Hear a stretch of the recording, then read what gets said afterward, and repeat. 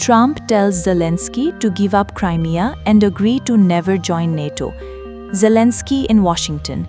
Ukrainian President Volodymyr Zelensky will be joined by key European leaders when he meets with Donald Trump today.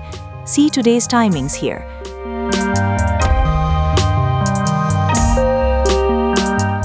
Trump says Zelensky must agree to some of Russia's conditions, including that Ukraine cede Crimea and agree never to join NATO for the war to end. Potential security guarantees.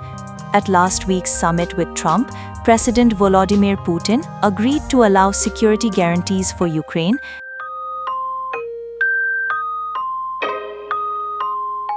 and made concessions on land swaps as part of a potential peace deal, U.S. envoy Steve Witkoff told CNN. Zelensky suggested such guarantees would need to be stronger than those that didn't work in the past. Russia has yet to mention such agreements.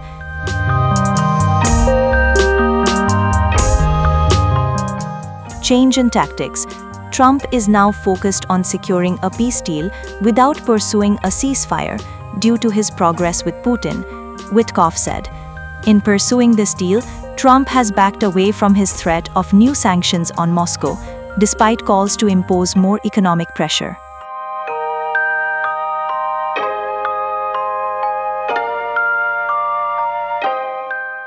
Key Russian negotiator shares Trump post on demands for Ukraine.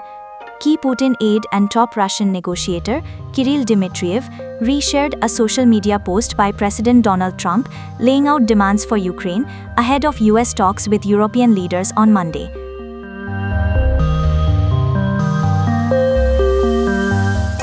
Kirill reshared Trump's post on Truth Social late Sunday night, in which the president said Ukraine could end the war if it gave in to key Russian demands, including giving up Crimea, which Russia illegally annexed in 2014, and agreeing to never join NATO. Trump and his team are pushing for the real solution.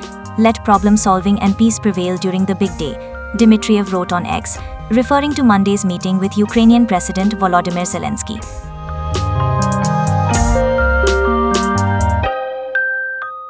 A delegation of European leaders will join Zelensky in Washington, D.C., in a coordinated effort to support Kyiv and shape the future of Western support for Ukraine.